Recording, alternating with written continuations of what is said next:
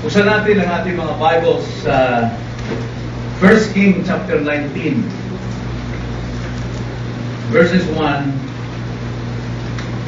to 18.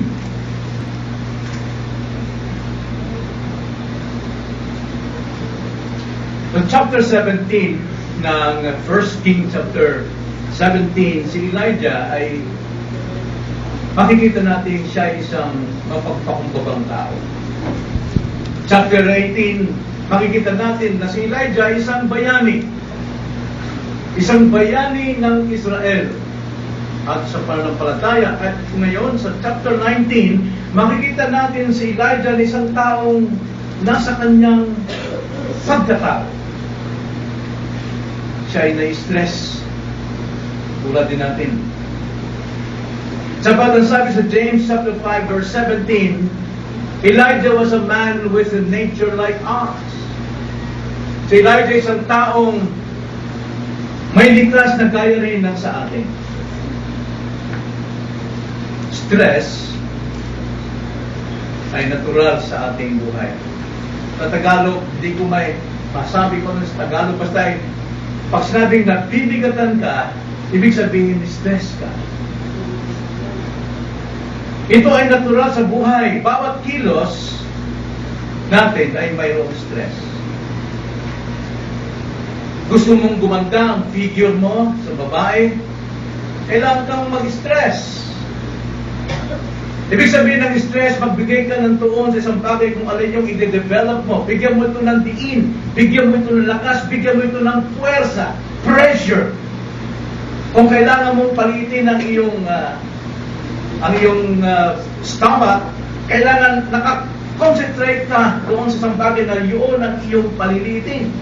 Kung gusto mo maging Mr. Universe, kailangan mo ng stress. Pressure ang kailangan dito. Pag nagpalaki ka ng tricep, kailan pa nagdadumbbell ka, ang concentration mo ay doon lamang sa tricep at doon mo ibigay ang pressure, ang stress, ang lakas, ang puwersa. Ang stress ay nabubuo sa dalawang puwersa o dalawang pressure.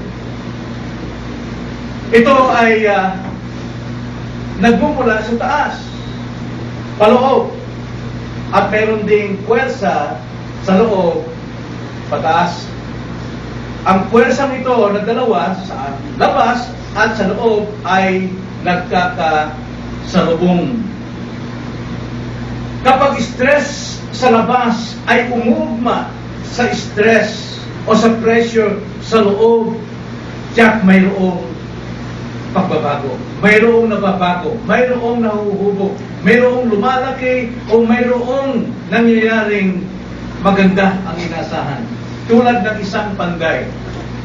Ang isang panday, mayroon siyang matinding maso. At ang kanyang pupukpukin ay ang kanyang binagang bakal. Kung tama ang pagkakabago ng bakal, tinatanggap nito ang pukpok nitong panlabas na puwersa at magkakaroon ng paghuhubog. Mayroong na lumalaki o lumalapat at nakukorte. Subalit kapag ang maso at ang timpla noong bakal ay hindi ugma, pag ito'y pinukpok mula sa labas na puwersa, ang panloob na puwersa, ito ay bumibigay, nabibiyak. Kaya mula sa ginagawa ng tao sa labas, ay tinatanggap ng puwersa sa panloob. At kung ito'y magkaugma, mayroong nagbabago. Mayroong magandang resulta. Subalit kung ang panloob mong emosyon ay mayroong kalungkutan o galit doon sa pressure sa panlabas, kung tawagin yan ay depression. Nasisira ang iyong araw. Kung maling emotion ang tumatanggap mula sa labas na pressure, it becomes depression. Kaya makikita natin, pag sinabing stress, hindi na nangangahulugan ng stress ay laging masama. Ito rin ay nakabubuti sa isang tao. Ang stress ay isang natural na reaksyon ng katawan dahil kuminsan sa pagkabigla na kapag ka isang tao ay frustrated o di kaya mayroon siyang nararamdaman, may sakit siya, ang utak niya ay naglalabas ng chemicals. Kaya pinapamanhid niya ang isipan at katawan ng tao. Nakikita niyo ba yun? Minsan, sa tindi ng sakit pero nakakayanan mo yung sakit. Because of that adrenaline na lumalabas. Kapag ka tayo nag-exert ng pressure sa ating katawan, there is such adrenaline na siyang lumalabas sa atin. Adrenaline is good.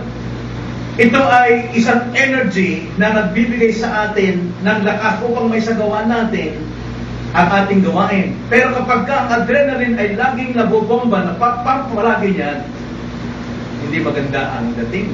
Kung tawagin yan, magkakaroon ng clinical depression. May panahon, ang utak at chemicals ay hindi magkasundo. Hindi na babalanse. Kaya nga, mayroong resulta na hindi maganda. At ayon sa dalubhasa, depression, kadalasan tumatagal lang ito sa 1 hanggang 2 linggo. Naranasan ko ito, mga kapatid. Last time. Hindi ako makatayo, hindi ako makilos, wala akong ganang magbasa, wala akong ganang magtrabaho, wala akong ganang makipag-usap. Dahil ito ang bunga noong depression dahil sa maling pagtanggap ng stress. Nasa negative. Burned out talaga ang isang tao. Kaya ang depression or stress, ito'y kalat na maapekto sa milyong-milyong mga tao. Bata man o matanda ay naapektuhan dito, lalaki at babae, mahirap mayaman, Kristiyano at hindi Kristiyano, naapektuhan ng depression because of stress negatively. Kapag depressed ang isang tao, nakakaramdam siya ng kalungkutan, galit, hopelessness, fatigue, at ilang pang mga sintomas, at nakakadama siya ng hopelessness. Kaya ito'y nag-trigger sa kanya o nag-motivate sa kanya into suicide. Kaya kung ang iyong stress mula sa labas at sinamubong mo ng iyong emotional na may galit o hindi mo tinatanggapin ang yan sa labas, talagang nabibreak ka. Depression. Pero kung mayroong kagalakan na iyong tinatanggap, ang bigat na iyong pinapasan, may nauuhubog na maganda sa iyong buhay. Kaya stress ay kadalasang natitrigger sa kalagayan ng buhay, jobless, kawalan ng trabaho, kamatayan ng minamahal, divorce o hiwalayan, psychological problems, hindi mo maintindihan kung ano iniisip niya. Dahil din sa abuse or low self-esteem, nakitrigger ito. But the Bible says, Philippians 4:4, rejoice in the Lord, and I will say it again, rejoice. Dapat punuin mo ng kagalakan ang iyong puso. Hindi kagalakan para kang nasisira ng loob. Kagalakan sa Diyos, ng kagalakan ng Diyos, hindi nababatay sa surroundings. Kundi, joy in the Lord, dahil ang Diyos ay nariyan, ang Diyos ay may gawa sa atin at mayroon tayong kasiguruhan sa Kanya.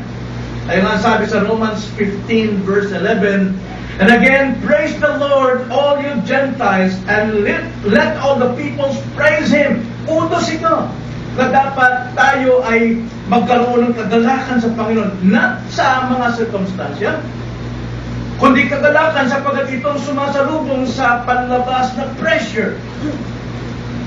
At gaya nga sabi ni David, na punong-puno siya ng pressure, punong-puno siya ng stress sa kanyang buhay, sa kanyang pagiging hari. Ang sabi niya sa Psalms 42 verse 42 verse 4 and 5, And 43 verse, pareho lang yun. 42 verse 4 and 5 and 43 verse 4 and 5, pareho lang. Ganito pong sabi, then I will go to the altar of God, to God my exceeding joy, and upon the lyre I shall praise you, O God, O my God. Why are you in despair, O my soul? And why are you disturbed within me? Hope in God, for I shall again praise Him, the help of my countenance and my God. Yung pong utos ng Diyos sa atin as Christians, punuin natin ng kagalakan ng ating puso sa Diyos at mga papuri sa Kanya. Kapag tayo po'y nagpupuri sa Panginoon sa Kanyang kabutihan, nagpapasalamat tayo, hindi maaaring wala tayong kagalakan na nalalagay sa ating mga puso. Stress of all kinds is a natural part of life. Ano mang klaseng stress yan? Sapagkat ang sabi ni Job, tayo isinilang na may mga problema. Job chapter 5 verse 7, ganito ang sabi, for man is born for trouble, as sparks fly upward. Kung paano raw sa apoy, sa mga pinahihingas mong apoy, mayroong alipato na lumilipad, hindi wala. Ganon din ang tao. Tayo isinilang na mayroong problema. Kaya puno tayo ng stress.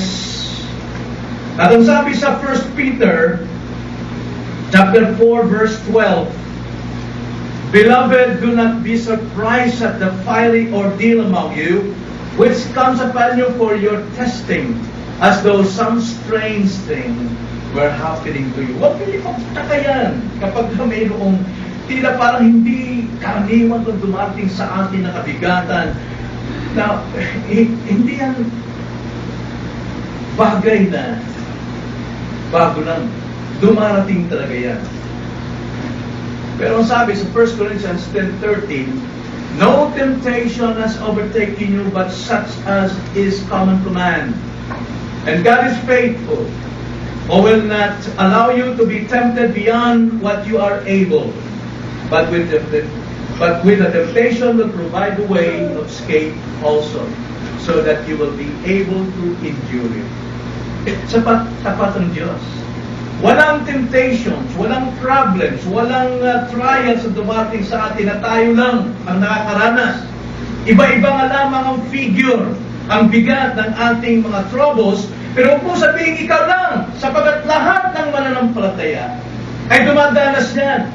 At ang Diyos ang gumagawa ng paraan upang ikaw ay makapanagumpay, hindi sa iyong sarili lakas, pag-give up ka na. Dahil mali ang pagtanggap mo sa pressure from outside.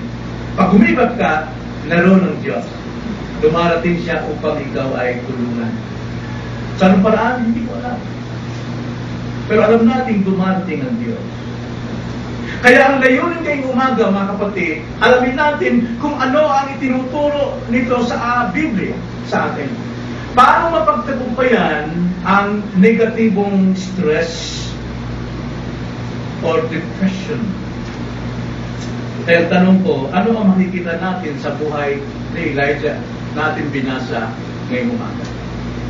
Now, there are three things na makita natin kay Elijah dahil sa kanyang stress. At anong solusyon? Pagkatapos dito, sa lesson.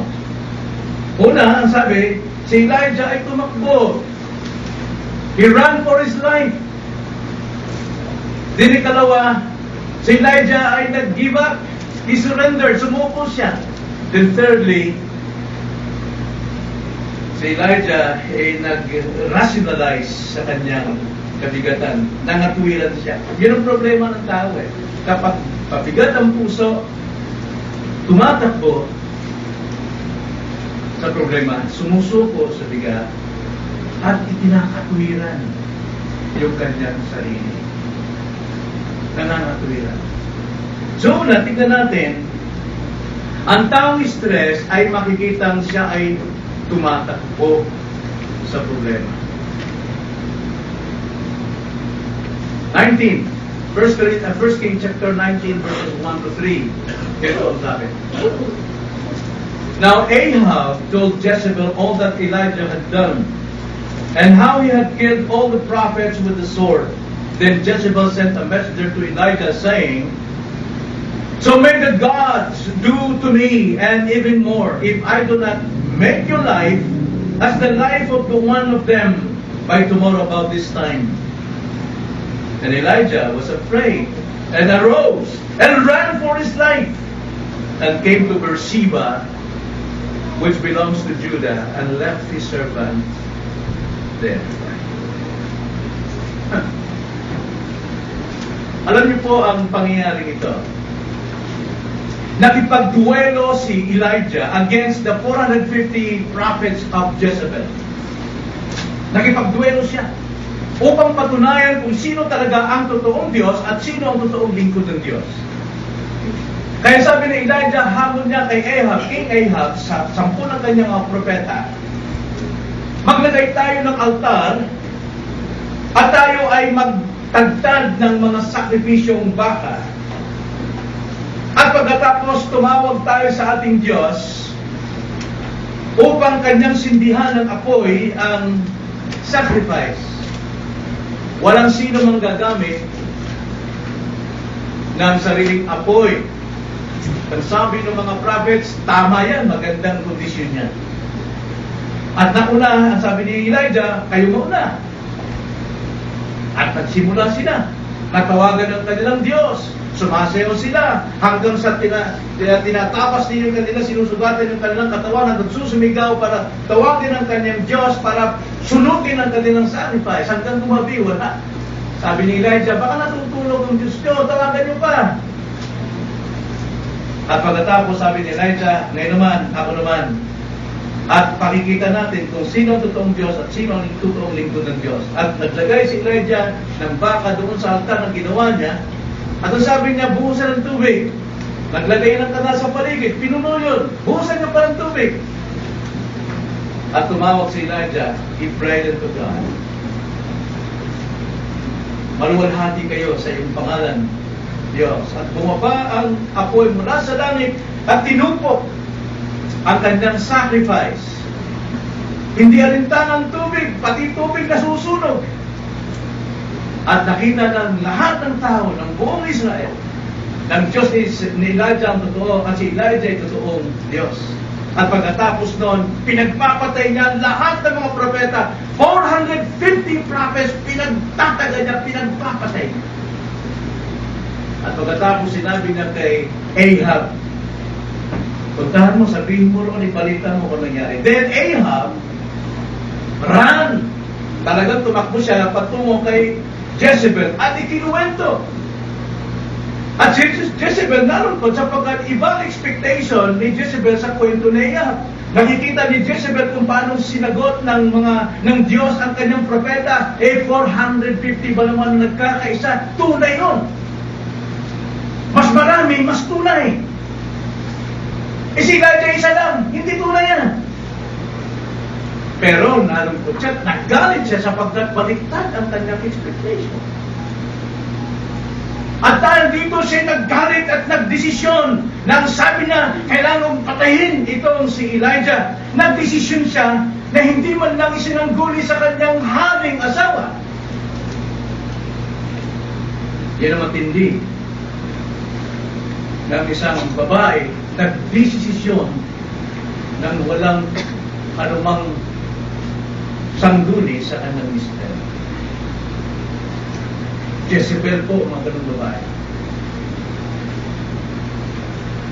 Naroon natin si King Ahab, nasaksihan niyang kapangyarihan ng Diyos.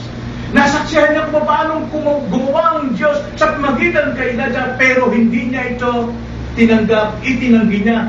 At ibinigay kay Elijah ang credit. Ibinigay kay Elijah ang kredito. Nang sabi niya, etong ginawa ni Elijah, kung paano pinagpapatay ang iyong mga propeta. Kaya ginawa ni Jezebel, galit na galit, binanta niya, nagpadala siya ng sugo kay Elijah at nagbanta na siya'y papatayin. Ang sabi ni Jezebel, Mangyayari bukas na ikaw'y mapapatay tulad ng pagpatay mo sa isa sa mga propeta ko. Saksi ang ating Diyos. Na anong ginawa ni Elijah? Imbes manindigan si Elijah tulad ng panindigan niya noon sa 1 King chapter 17 verse 1 sa harap ni King Ahab, nang sabi niya, sa buhay na Diyos, ako'y tumatayo at naglilingkod sa Kanya at walang-wala malibang sabihin ko. Talagang matapang siya, pero this time, tumakbo. Tumakbo si Elijah, nakabahan ang buntot after all those mighty things na nangyari sa buhay niya. Alam niyo gaano ka layo yung tinakbo niya? Pero mula sa lugar na yun hanggang Beersheba is 125 miles. Ilang araw niyang nilakbay? 125 miles. Yan po ang problema at yan po ang isang tanda na isang taong sukol sa pressure from the outside, hindi na kayang tanggapin from the inside. Tumatakbo sa problema. Ilan sa atin ang gano'n? Ayaw na natin. So ikalawa, ang taong stress ay makikitang sumusuko sa bigat. Sumusuko sa bigat. Verses 3 to 4. And he was afraid and arose and ran for his life and came to Beersheba, which belonged to Judah, and left his servant there. But he himself went a day's journey into the wilderness and came and sat down under a juniper tree, and he requested for himself that he might die, and said, "It is enough. Now, Lord, take my life, for I am not better than my fathers." Anong ginawa ni Elijah? Nung siya tumakbo, nagpakalayo sa mga tao. Tumakbo siya ng 125 miles at pagkatapos iniwan niya ang kanyang lingkod. At tumakad pa siya ng isang araw at isang gabi. Napakalayo nun, talagang nagpakadistansya siya. At anong ginawa niya nung makatagpo siya ng isang pulong may lilim? Siya'y naupo, nagmamaktol, hiniling sa Diyos na mamatay na sana. Nakaka-relate ba kayo dito? Sometimes, di ba, ganito, galing natin, nagmamaktol tayo. Sana mamatay na rin ako! Diba? Kasi yung problema kayo sa buhay ko.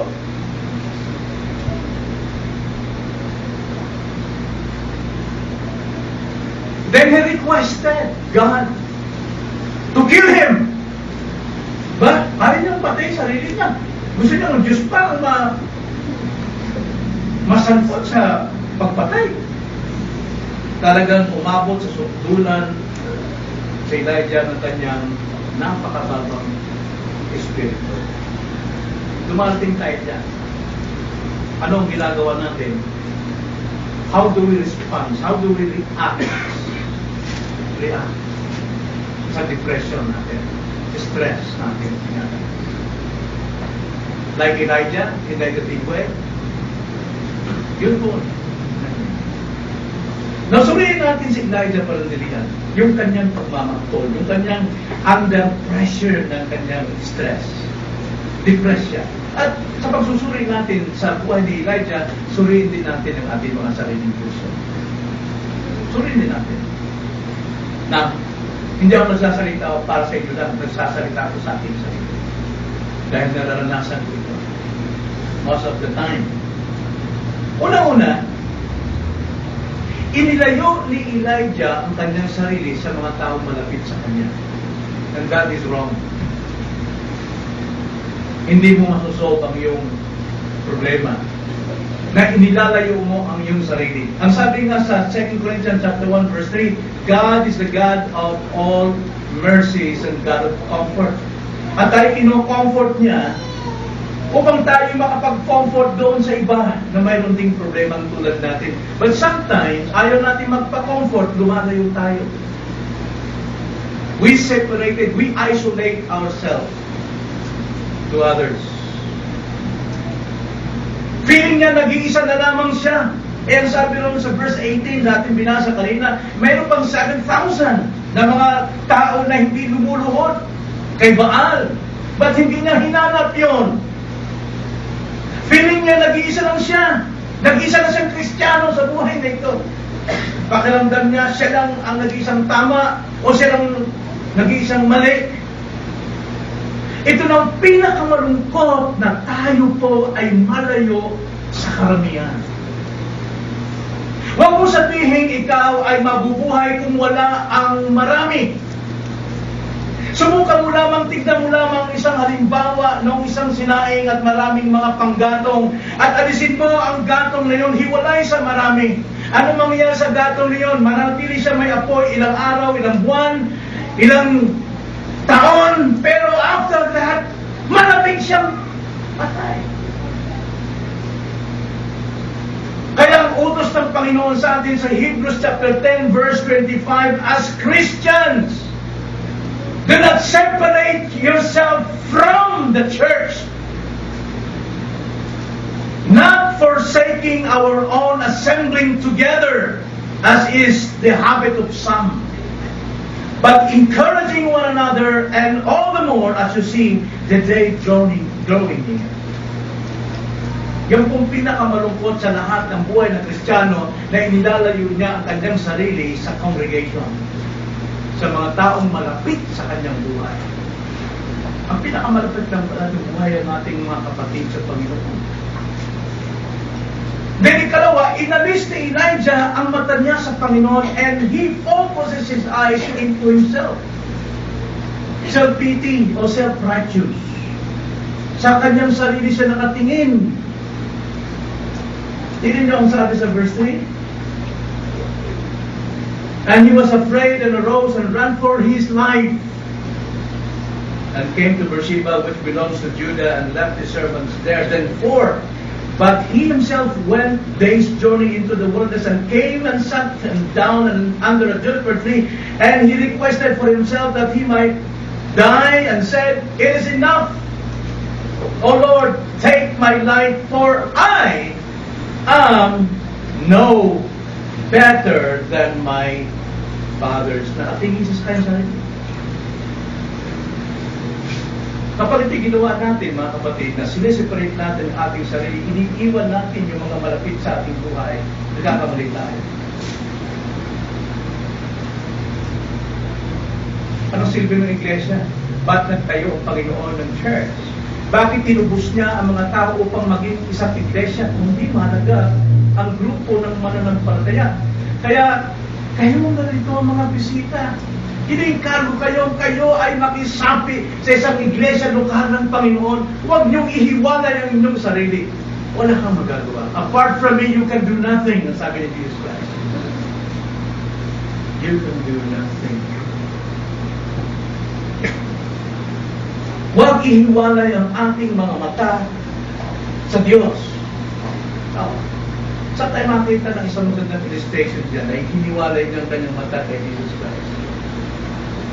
Isang gabi naglakbay ang mga alagad sakay ng bangka at sila sinalubong ng napakalakas na hangin at malaking alon.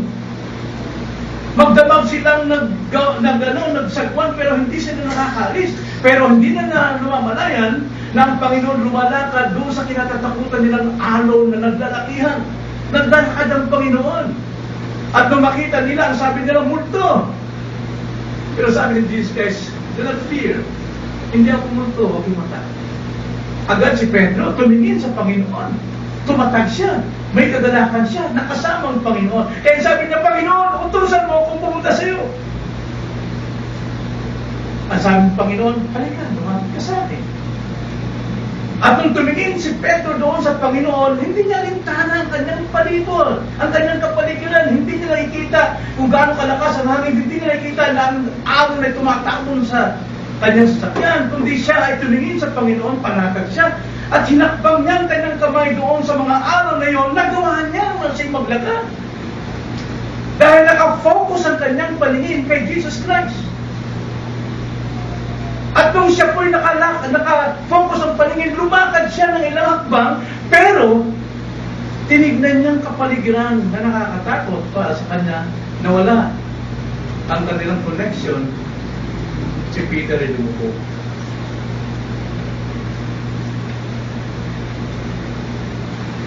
Alam nyo, yun ang problema natin. Hindi tayo tumitingin kay Jesus Christ. Bakit kailangan natin, hindi natin nakikita si Jesus Christ, right? Hindi natin nakikita. Physically. Pero may mata ang ating pananampalataya, yun ang naniniwala na ito'y nakakita. At anong dapat natin makita kay Jesus Christ para huwag natin alisin ang ating mga mata? Kailangan alisin natin anumang karamihan sa ating buhay, sa ating paligid, anuman yon na siya magiging hadlang para hindi natin may tuon ang ating mga mata sa Kanya, alisin natin. At tumingin tayo kay Jesus Christ, the author and finisher of our faith.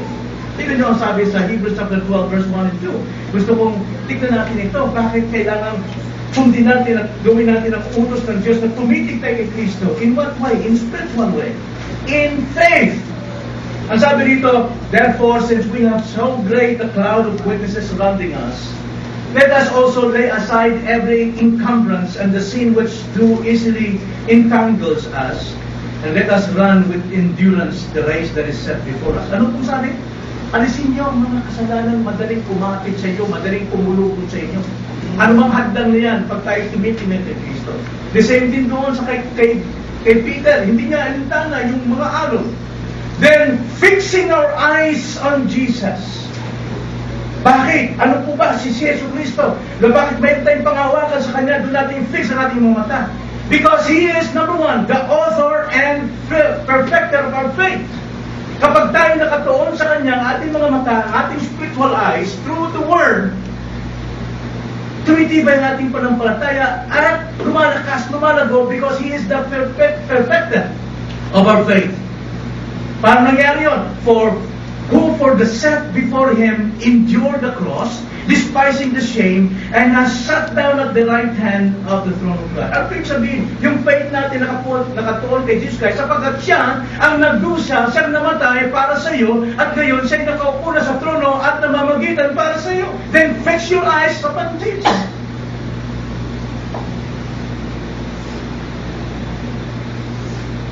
Then si Elijah, nawala yung paningin niya sa Diyos. Ano yung nangyari? Ikatlo, itinigil niya manalangin para sa iba. And for the first time, he prayed for himself. Nakita niyo ba? Ang mga tao ng Diyos, ang mga mananampalataya, ang prayers nila ay para sa iba at hindi para sa sarili. But we also, we pray for ourselves. Sinabi sa Bible yan. Pero most of the time, ang prayers ng mga Christians ay para sa kapakanan ng iba. At ito nangyari kay Elijah. Hindi na siya nag-pray sa iba, kundi he prayed for himself. At anong prayers niya? He requested for himself that he might die and said, "It is enough. Now, O Lord, take my life, for I am not better than my fathers." First time ni Elijah na nakatuon sa sarili. Lahat ako, akin. Kaya para sa kanya, dahil nakatuon sa kanyang sarili, life is hopeless. Gusto ko nang mamatay. Now remember this, brothers and sisters. Sinasabi natin habang tayo may buhay, may pag-asa. Masabi ko, half-truth lang yan. Paano kung patay ka na, wala ka ng pag-asa? Pero itong katotohanan, habang may Diyos, mayroon tayong pag-asa. Habang ang Diyos ay nabubuhay at nabubuhay sa walang hanggan, habang ang Diyos ang nakaupo sa trono at naghahari sa buong sansinukob sa lahat ng kanyang nilikha, even the universe, mayroon tayong pag-asa palagi. At alam natin, gaya ng sabi ni Paul, that in every way God works together for good for those who love Him. those who are called according to His purpose. Gumagawa ang Diyos para sa ating kalusugan. Alam niyo si Job, sa katindihan ng kanyang pagsubok, pero habang tumatagal, alam natin na lumalabas yung kanyang maliliit na problema sa buhay niya. He cursed yung kanyang day of birth. Pero nung magsalita ang Diyos sa kanya, nakpan niya ang kanyang bibig. Oh, napakasama ng aking bibig, Panginoon.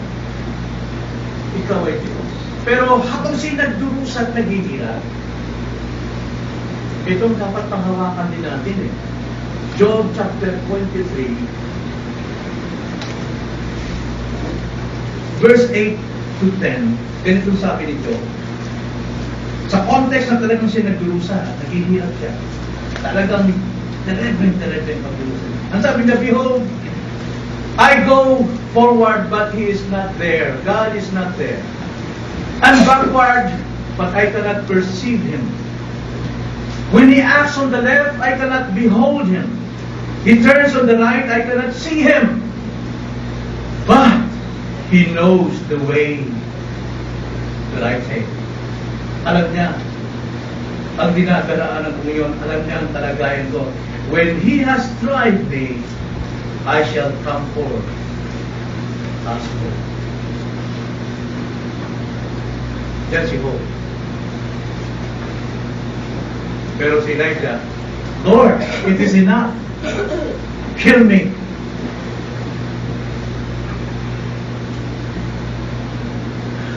Then pang-apat, ipinilit ni Elias na gusto niyang mamatay.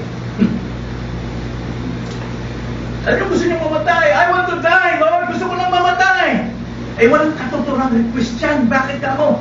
Kung gusto niyang mamatay talaga, bakit tumakbo pa siya kay Jezebel? Hinayaan na sana siyang tinagdag ni Jezebel. Kung talagang siya'y gustong mamatay. Pero hindi siya. Tumakas siya dahil sa takot eh. Ganito ba nararamdaman natin? Tapang-tapang natin gusto mamatay, pero pag natusok ng karayom yung daliri mo sa kapanahing, nagmamapropos, ay, buhay nito. Gusto ka na mamatay na ako. Aray, ang tulad na dyan. Ganun ang buhay natin. Now, kung gano'n, nag-live ang dalawa. Una, tumatakbo ka. Ikalawa, sumusuko ka. Then ikatlo, nangangatwiran ka.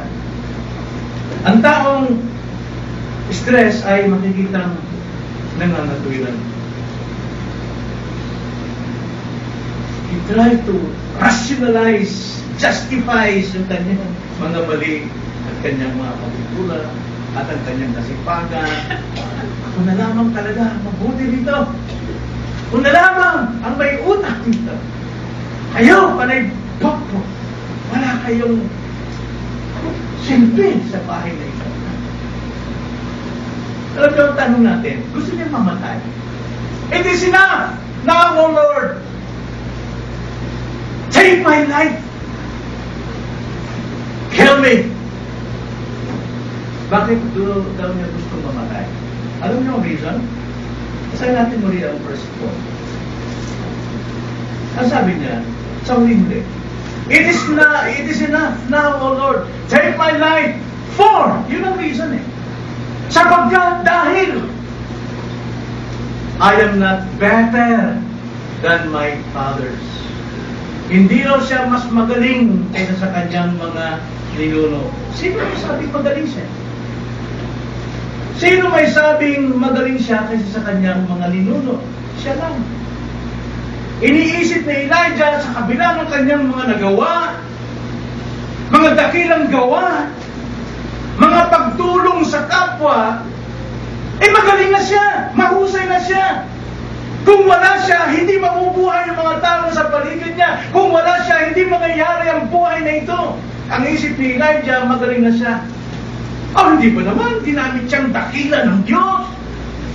Ginamit siya sa kanyang panampalatayang sobrang bigat ang pananampalataya niya sa Panginoon, nanalangin siya kung umulan, ay hindi umulan, nanalangin siya kung umulan nga, di ba, dakilang kanyang faith, at tinakala niyang si Jezebel and Ahab, kapag nakita yung kanyang mga mighty words, ay magsisisi sa kanilang kasalanan at manumbalik sa Diyos. Dahil magaling siya.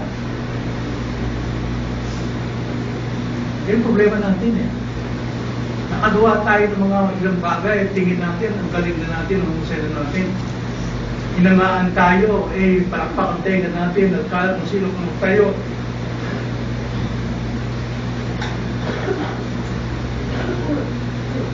Well, anong ginawa ng Diyos?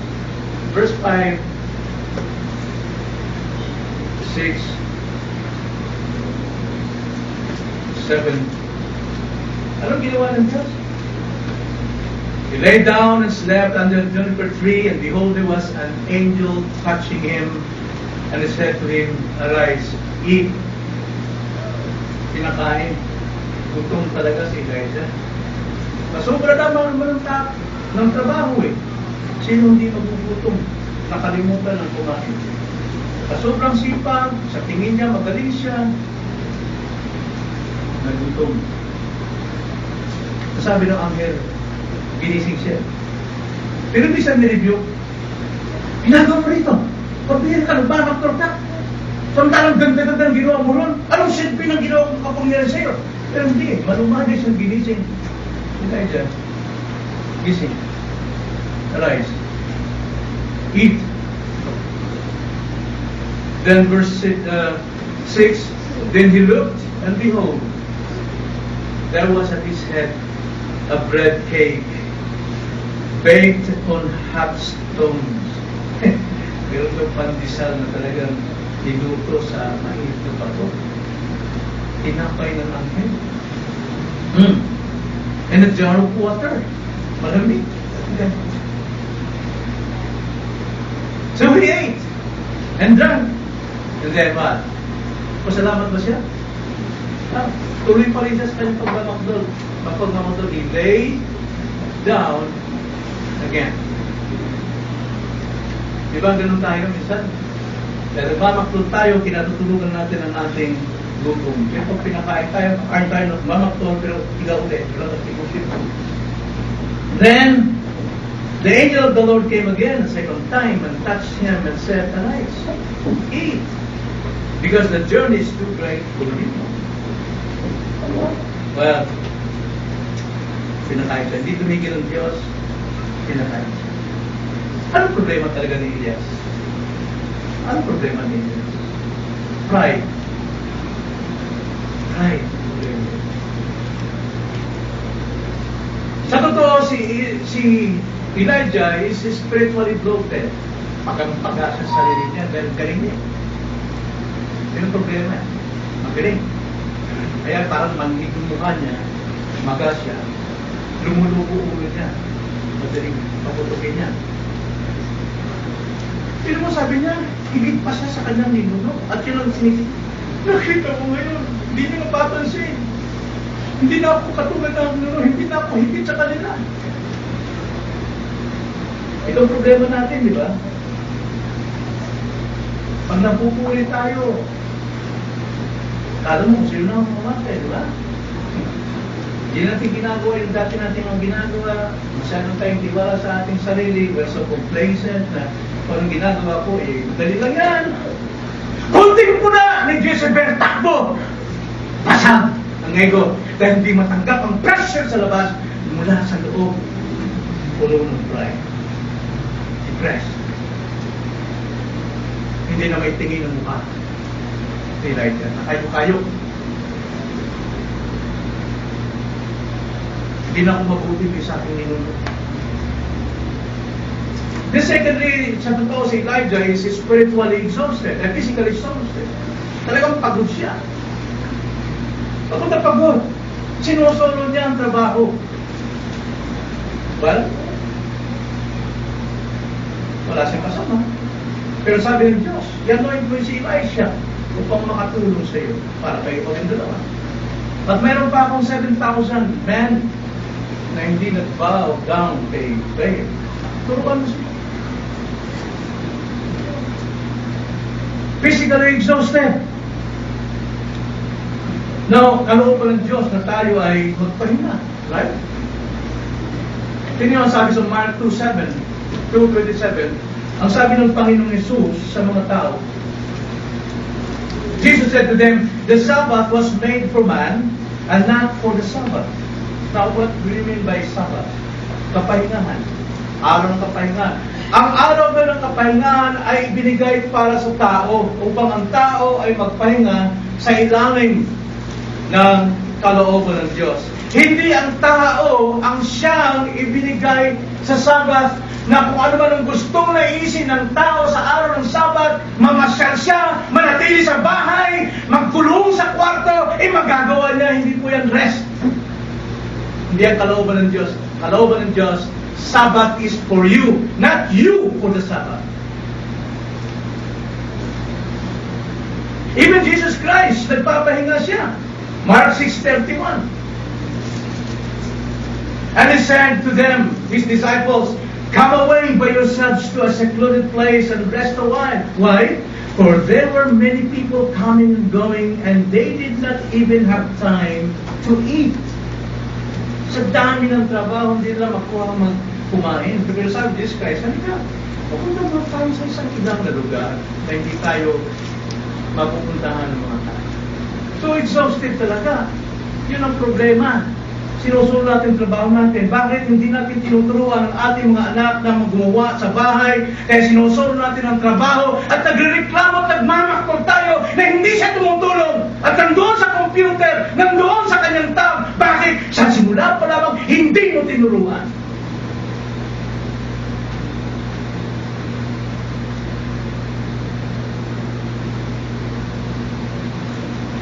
This thirdly, sa totoo, si Elijah is emotionally spent. Talagang naubos siya. Natuyo siya sa kanyang ministry. Burned out si Elijah. Emotionally drained. Para bang isang tao na sinipsip lang ng dugo, nung natapos na lamang talagang gulay-gulay na. Alam niyo, may kasabihan ng Greek. Ang sabi, you will break the bow if you keep it always bent. Mababali mo rin yung pana. Yung pana yung ganyan, di ba? Kasi yung bala, palaso yun. Mababali mo rin yung pana kung lagi itong nababana. So, ganoon din ang tao. Talagang kapag pursado ang tao sa katawan ay naglalabas ng adrenaline, bagamat ang adrenaline ay nagpapalakas energy para magawa natin ang ating dapat gawin. Pero kapag ito'y laging nabubomba mula sa ating system, may negative long-term effect. Pero tingin niyo si Elijah, nakabangon siya eh. Nung pinakain ng head, nakabangon siya, na-refresh siya, physically. Tingin niyo sabi sa verse 7 ng ating text.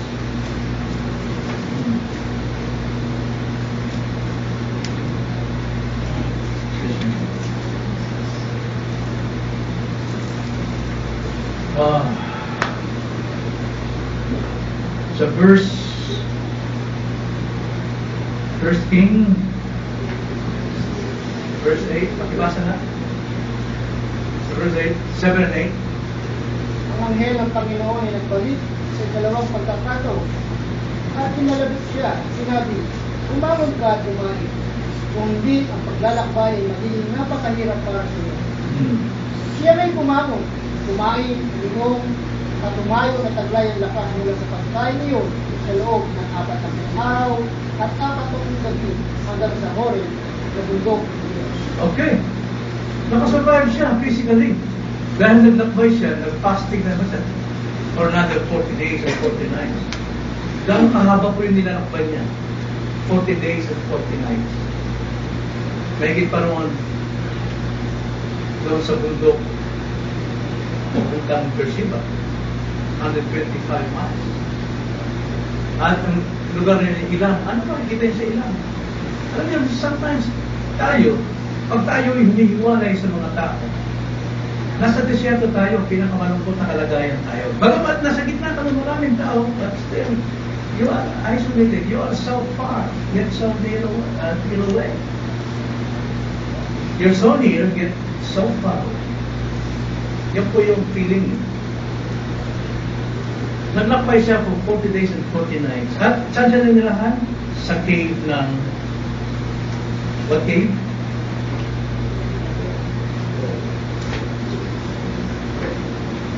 Sa Horeb. The mountain of God. And then, doon dumating sa kanyang salita ng Diyos. Dumating sa kanyang salita ng Diyos. At anong sabi ng salita ng Diyos? Nagtanong sa kanya, anong ginagawa mo rito, Elijah? Anong ginagawa mo rito? Di ba, dapat nandun ka na ipagdigma. Ba't anong ginagawa mo rito? Parang yung tanong kay Adan, where are you, Adam? Parang sinasabi, tignan mo, Elijah, kalagayan mo na yun. Nasaan ka na? Why are you here? Ano sagot niya? Palibasa po. Sinong babasa? Verse 10.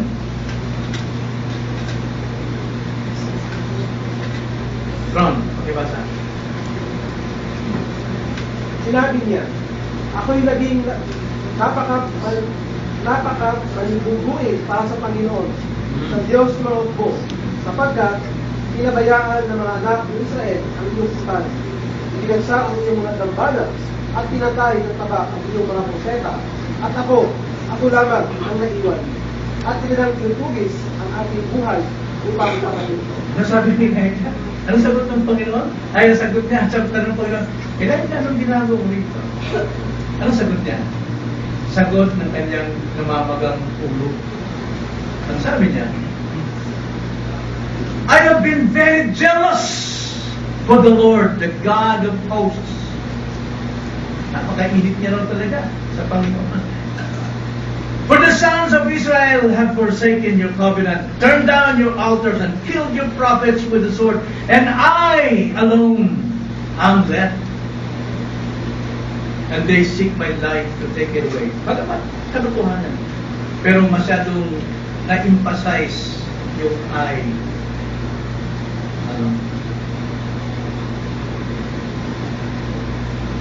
Imbes sabihin, Panginoon, kailangan ko tulong ninyo.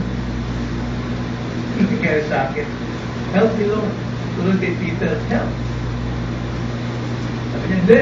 Alam mo, napakainit ko talaga sa iyo, Panginoon. Wala na naiwan. So, anong sagot ng Panginoon sa kanya?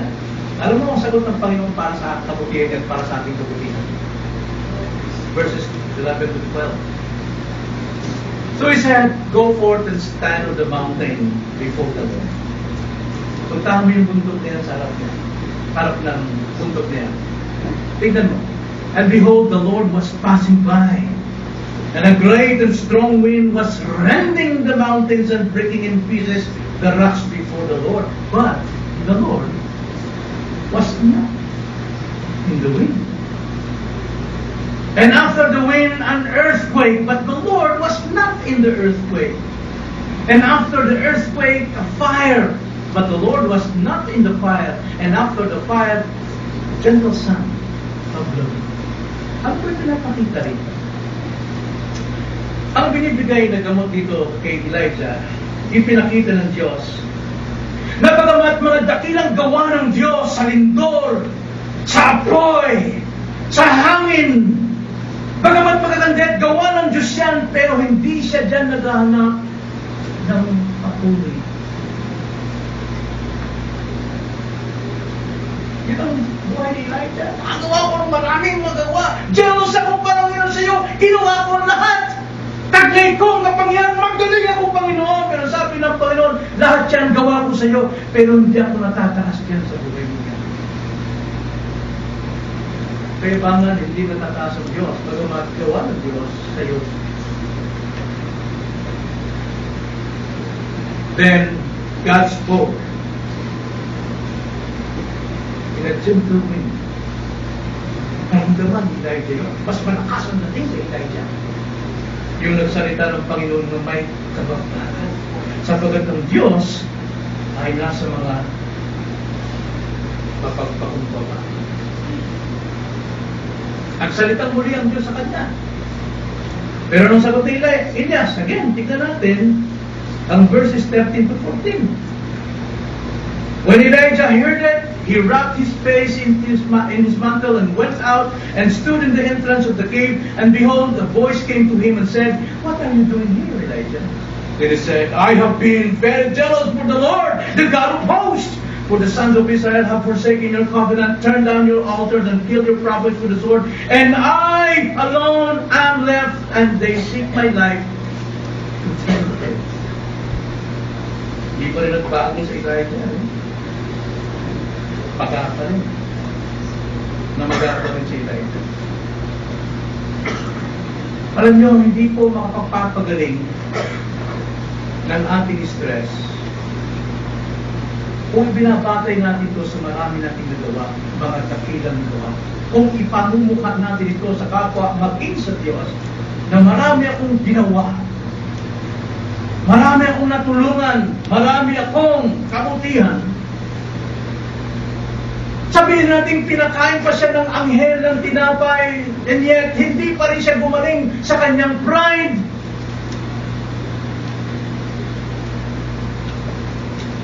Ang solusyon ng Diyos,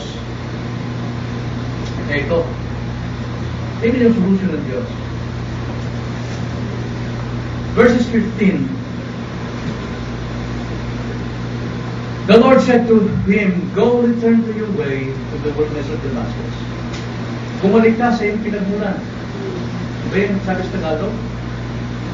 So, saan natin makita yung bumalik ka sa dati mong kalagayan? Saan natin makatagpuan yan? Return to your first love. Revelation chapter 2, verse 3 to 4. Alam kong ginagawa mo, dakila ka, mahusay ka, pero itong ayaw ko sa iyo, sabi ng Panginoon. Kinalimutan mo ang dati mong pag-ibig sa akin. Then, return. Kung saan ka bumagsak, manumbalik ka. Sapagkat kung hindi, alisin ko ang ilawan ng patutuo ng iyong buhay.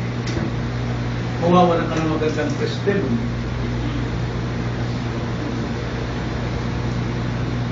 Ang sabi ng Panginoon, "And when you have arrived, you shall anoint Hazael king of Aram, and Jehu the son of Nimshi, you shall anoint king over Israel, and Elisha the son of Shaphat of Abel-Meholah, you shall anoint a prophet in your place. It shall come about, the one who escapes the sword of Hazael, Jehu shall put to death, and the one who escapes from the sword of Jehu, Elisha shall put to death. Yet I will leave 7,000 in Israel, all the knees that have not bowed to Baal, and every mouth that has not kissed him." Ano pong sinasabi ng Panginoon? Manumbalik ka sa dati mong ginagawa na iyong minamahal na gawain. Na ikaw ay mapagpakumbaba, nakatingin ka sa Diyos, umaasa ka sa biyaya ng Panginoon. Ngayon, bumilog ang ulo mo, balikan mo ulit yun, pagkasiyan mo. At pagkatapos, hanapin mo yung mga taong malapit sa iyo, makipagkaisa ka sa kanila, turuan mo sila, palakasin mo sila, anoint si Elisha and Jehu, makipagkapwa ka.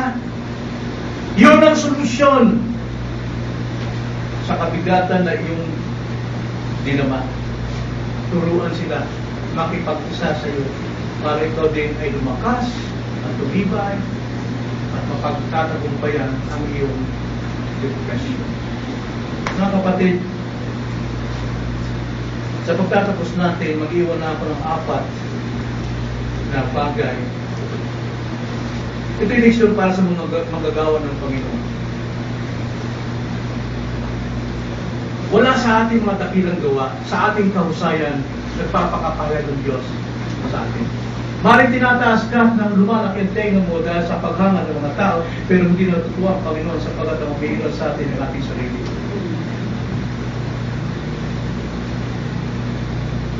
siya ay nagpapakahayag sa mga mapagpakumbot at dumidepende sa Diyos. Naway matuto tayong kumilala sa salita ng Diyos at huwag nating ipilit tulad ni Elias ang ating mga kakayanan. Mapapayaran.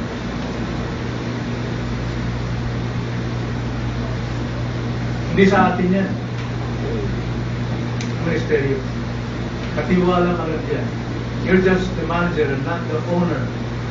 So therefore, be a good steward sa ministry. Hindi sa iyo. Bigyan mo ng karangalan ng Diyos at hindi ang iyong sarili. Never for yourself. Hindi kalawa leksyon para sa lahat ng mananampalataya. Miyembro ka man o hindi, lahat ng mananampalataya. Huwag nating isiping makakalaya tayo sa depression sa pagitan ng magpapakalayo sa mga tao malapit sa atin. You cannot be separated from the church.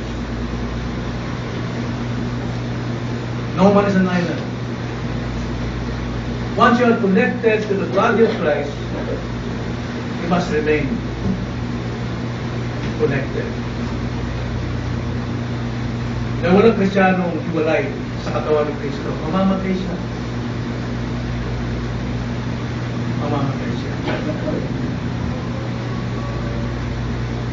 Utusan natin ang ating mga kaluluwang magalak sa Diyos. Utusan natin ang ating mga sarili na tayo magpuri sa Diyos. At ibigay natin ang ating panahon sa ating kapwa, sa ating mga kapatid na malapit sa atin.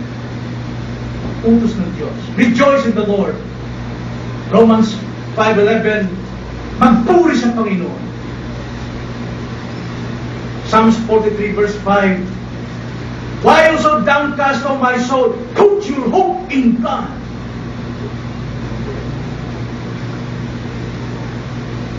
Then ikatlo, leksyon para sa mga nadi-depressed ngayon. Maaaring ngayon depressed ka dahil mali ang paggamit mo ng yung adrenaline in medical way. Hindi mo matanggap yung nangyayaring problema o dumarating sa iyong buhay. Alam natin that in everything God works together for good. Pero kung di natin ito tinatanggap na may kagalakan at panampalataya, it will break you. It will break you down. Huwag mag-isip na nakatakas ka sa iba. Kailangan mo sila. Kailangan mo sila. Ipahinga mo yung sarili. Salita ng Diyos. At sa araw ng kapahingahan ng Diyos. And lastly, leksyon para sa mga wala pang relasyon kay Kristo. Wala pang personal commitment with Christ. Huwag isiping solusyon ang makitulad sa ginawa ng ibang Kristiyano. Porque nakikita mong ginagawang Kristiyano, sumasayaw, nakikinig, pupuli sa Diyos, okay na sa iyo habang panahon. You're still separated from the body of Christ.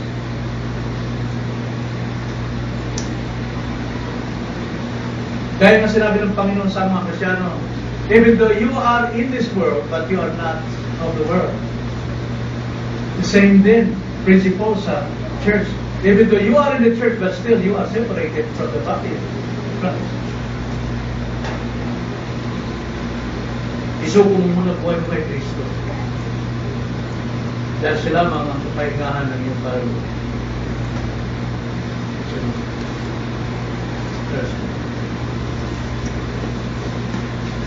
Panginoon, salamat po sa inyong salita, hindi patibay sa aming kaluluwa.